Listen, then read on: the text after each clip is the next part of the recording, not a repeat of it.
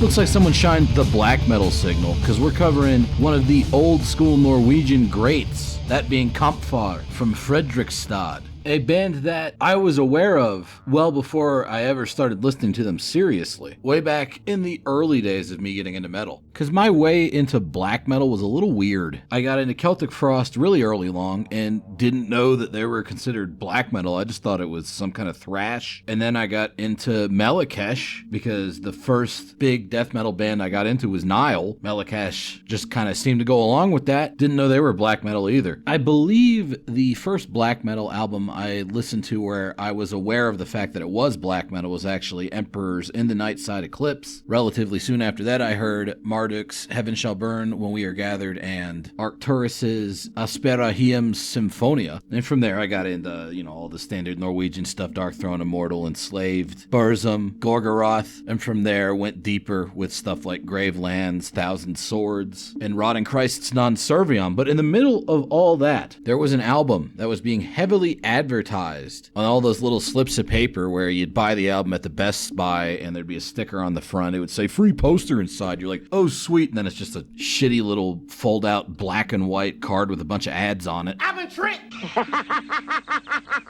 Wow, Nuclear Blast. Great moves. Keep it up. Proud of you. But it was on these little cards that I saw an album being advertised, Kampfar's 2006 album, Kvas. And it would say something like, the return of the Norwegian black metal legends, Kampfar. And at the time, my only experience with the return of insert Scandinavian country here, black metal legends type albums, was Dissection's Rain Chaos. Oh no, Ishmaels! What the hell is wrong with you, man? So I didn't really pay attention to Kampfar at the time and didn't end up giving them an honest listen until a few years later, which is a real bummer because every year you spend not listening to Kampfar is kind of a year wasted, because when they're good, they're fucking great. Witness their 1997 debut album, Mellom Skogle de Åser, featuring one of the coldest, most sharp, freezing, frostbitten guitar tones of all time. But more important than the aesthetics is the songwriting, which is fucking-impeccable. Check this shit. The first time you hear the vocals on the album after the intro, it's this stereo-panned declaration of intent over the top of an incredible counterpoint riff to that opening sort of Frozen kind of riff.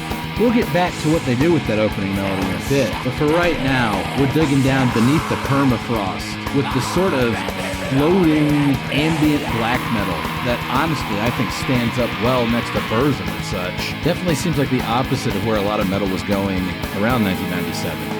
In terms of its focus on grandeur without gimmick. And that continues when the keyboards come back in and we get this sort of rising action, slower paced riff with some really tricky drum stuff going on underneath, and then this happens.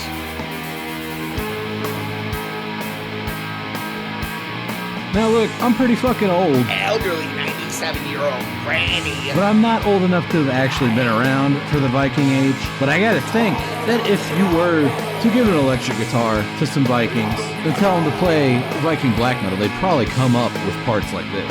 Fan-fucking-tastic. Inventive use of guitar work.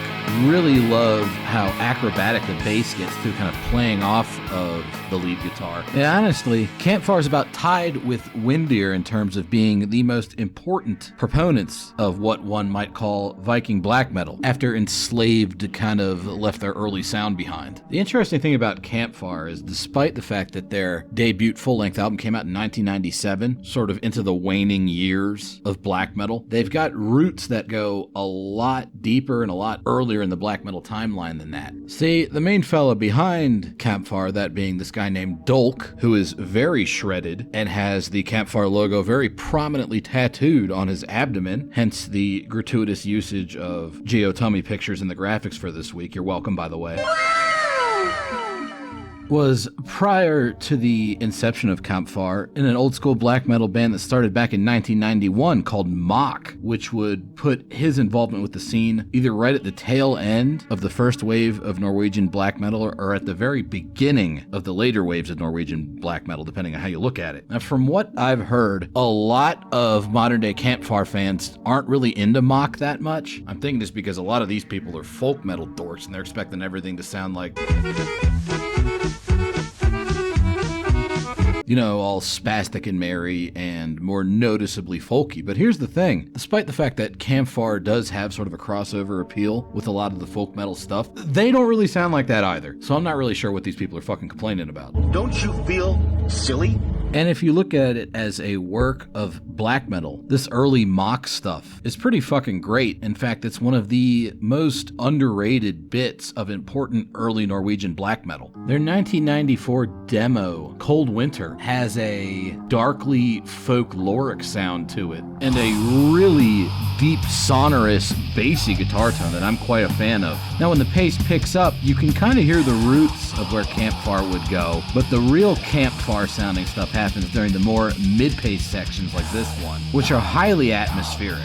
Also, Dolk's vocals at this early stage are already recognizable for their grandiosity. But check out this little lead guitar layering going on here. That to me not only sounds like the beginnings of where Kampfar would go, but it's also just really cool in its own right. Highly recommend that Cold Winter demo, but I recommend the Vinterlandet EP that came out a year later even more.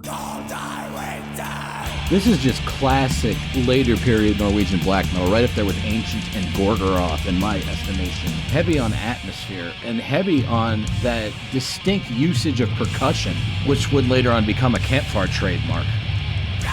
You see, while he's nowadays most well known as a vocalist, Dolk was also a pretty major league black metal drummer back in the day. In fact, on this particular mock album, the band functions as a duo with Dolk handling vocals, guitars, and drums, and another fella handling vocals and bass. This dual musician lineup would be an important part of early Kampfar as well, but we'll get to that. Right now, just listen to these cool melancholic keyboards, hateful fucking vocals, and melodic guitar lines. That's what mock was all about at this stage. The second song on this EP, Thy Sorrow of Asgard, continues that trend, but also includes something of a little black metal Easter egg that I've never noticed anyone else point out before.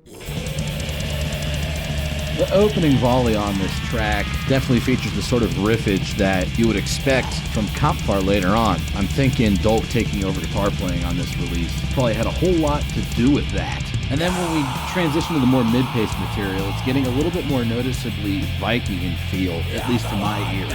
Drumming here is super fucking cool. Dolk doing a great job as always, but then this fucking part happens. And,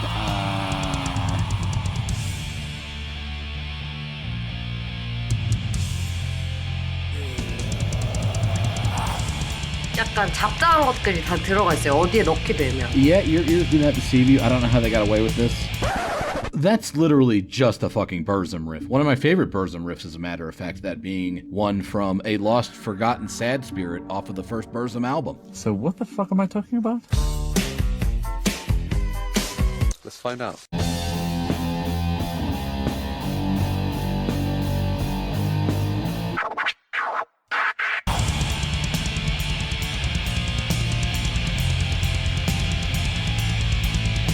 Yeah, I don't know. Sounds pretty blatant to me. But hey, they were young. We all do silly things. Being silly ass like a big ass cigar, right? And it does point towards a development that was going on within mock, where they were really digging into layered compositions of the Burzumic variety. And this would continue after mock's dissolution, when Dolk would team up with a guitarist by the name of Thomas to write a little song called Hymne that would become the genesis of Kampfar.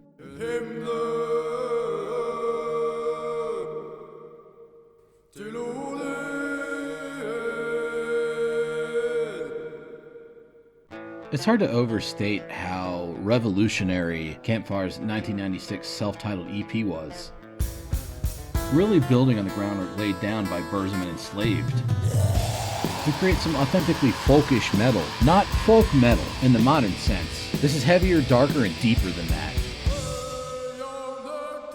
with some really ultra-sounding riffs that kind of slide into each other. This is still very much black metal and not that far removed from a lot of what mock was doing.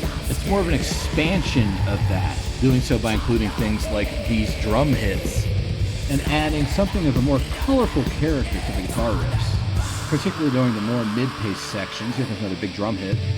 There's also a noticeably prominent utilization of clean vocals and a peculiar style that helps it stand out from a lot of the other black metal bands from the time. Apparently, this Thomas character, who's responsible for the guitars and the bass, the strings, wasn't even that super into black metal. He was way more into classical music and folk music. And when you combine that with Dolk's black metal priors, you get the genius that is the initial incarnation of Kampfar, which surprisingly wasn't really around for that long. We just got 2 full-length albums out of him. Mellom Skogli de Åser, which was where the first Kampfar clip on this episode was from, and Fra Under Vardenen, or as I like to call them, the Blue Album and the Green Album, because I don't speak of that Scandinavian shit so good.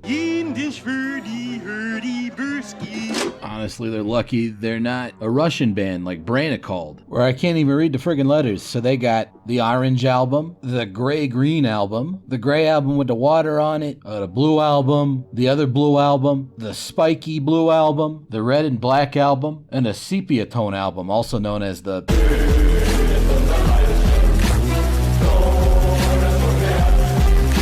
Album, or Forrest, who got the Gray Album, the other Gray Album, the Red Album, the Blue Album, and the kind of Blue and Orange Album, also known as the other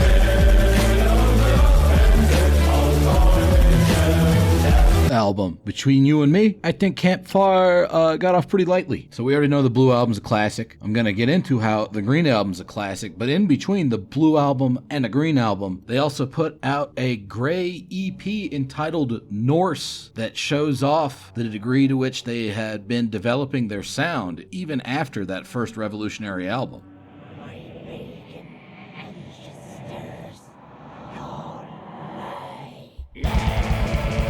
This new Kampfar utilizes a lot of stuff people weren't really used to hearing in black metal in the mid-90s. Perhaps most noticeably, a lot of major key stuff, like what's going on right here sounds downright positive. Also really like this tempo shift here. Same melody, but they've switched up the right-hand guitar technique. They've dropped into a more mid-paced, almost bouncy kind of drum styling, which then proceeds to take a turn towards the stompy, very folky sounding stuff. Kind of solstice festival clapping and dancing in a circle. But don't worry, we're going to get back to the black metal stuff, but it's Kampfar style black metal, which means it sounds different from just about everybody else. We really love Dolk's drumming right here, building tension with these rolling drum accents towards a final ecstatic explosion. That's what's up. So that Norse EP did a really good job of giving listeners a preview of where Kampfar were going to be going on their second album, the Green One, aka Fra Under Vardenen.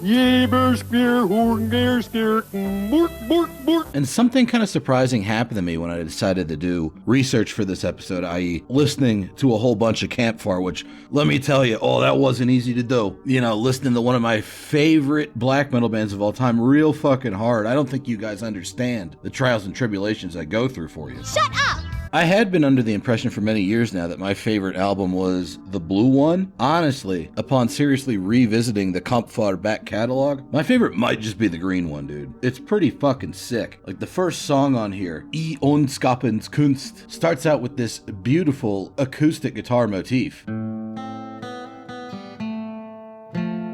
which then gets black metalotized in a way that only Kampfar could pull off.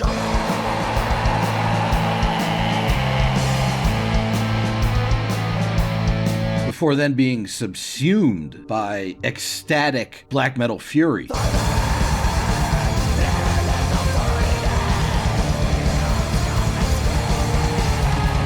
After which point, that sort of furious black metal is synthesized with the core melodic soul of that motif that began the song. Thesis and antithesis.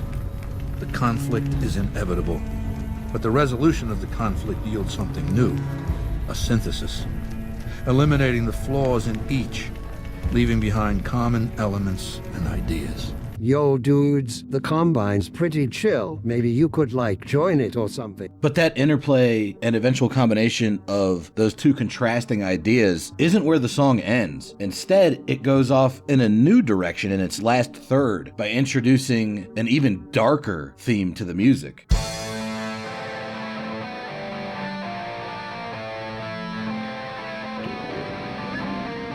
It comes in subtle like that at first, and then it proceeds to get black metalotized. Before it all wraps up with one of the darkest, most evil-sounding riffs Kampfar ever put out. It's also noticeable for being perhaps the best usage of wah pedal in black metal that I've ever heard.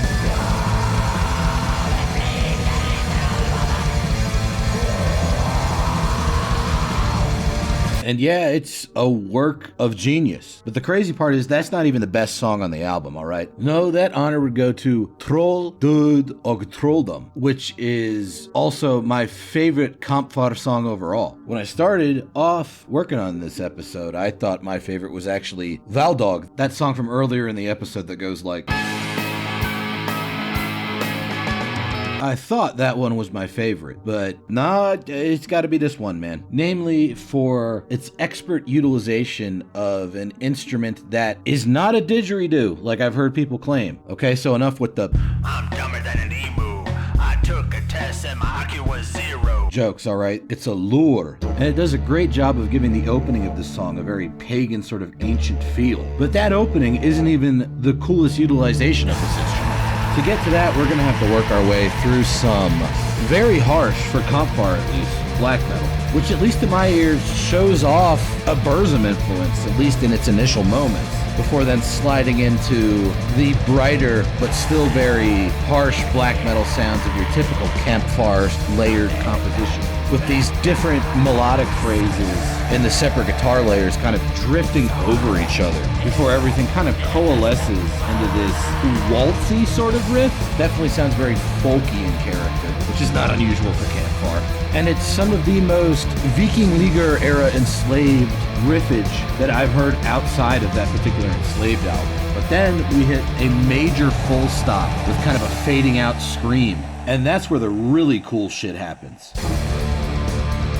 You've got that lure horn from the intro making its triumphant reemergence, acting as a pedal tone for this cyclical black metal riff, always kind of coming back as a touchstone to restart the melody. And as it goes on, they bring in this very dark narration, but the guitar riffs also start to unfold and loop around with new extra melodies on top of that repeated refrain in a way that's been consistently stuck in my head since I first got this album. I want to say back in 2009, 2010 maybe. It's been a while.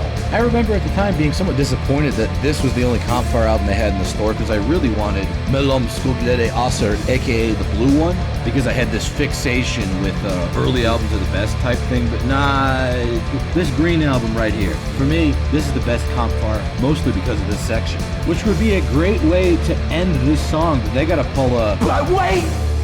There's more! and do a whole bunch of cool new shit after it. Damn, that bass guitar sounds fucking nice. Bass guitar in black metal, an underrated instrument. And from there we get even more cool black metal sections, all of which are as astutely arranged as the stuff I've been playing for you earlier was. Bottom line, get you that blue album, get you that green album, and while you're at it, see if you can find the compilation of all the mock demos, because those are sick too. 어플로 주문을 하던가? You know what? You're right. It is worth diving into that Kvass album I mentioned way back at the beginning of the episode. That was my introduction to Kampfar as a name, if not necessarily Kampfar as an artist. You see, shortly after the Green album came out in 1999, Kampfar went on a bit of a hiatus and didn't reappear until we got further into the 2000s, where they put out the comeback album Kvass, which was a lot of people's introduction to Kampfar in the first place. And honestly, I might not like it as much as those classic 90s albums, but it's a great little bit of black metal in its own right. Interestingly, it's not a direct continuation of where they were going on the Green album. No, this one's a darker, more subdued and melancholic affair. It actually feels kind of aged, which makes sense because they're older doing this album. You look 100 years old. Like, the mid-pace sections here aren't necessarily these glorious pagan exaltations. Rather, as you're hearing right now, they're quite sorrowful sounding, but still very much recognizable as the band Kampfar. This part coming up right here where the drums drop out is super fucking interesting, because it does seem like they're leaning more into that Burzumic influence, but at the same time it's got a lot of crossover with the Slavic stuff, particularly bands like Kors or even Drudik. I say that's interesting because a lot of bands from that scene took influence from Kampfar. So I don't know if this is a case of Kampfar taking influence from bands that they inspired, or if this is just a natural development of Kampfar sound. Whatever it is, I like it. I like Kvass a lot. I like the follow-up album Heimgang a lot from 2008. After that, Thomas left Kampfar, and I think they kind of lost something when they got away from that core duo of Thomas and Dolk. But from what I've heard here and there of the newer Kampfar stuff, it's still not terrible, and I would definitely go see them live if I got the chance. But I'm going to say at least get that Blue album and that Green album, because those are both A+, some of the best Norwegian black metal of all time, and you're missing out if you're not familiar with either of them. With that, I bid you adieu. Thanks for listening and watching whatever you did, and I'll see you around. Bye bye, Papa.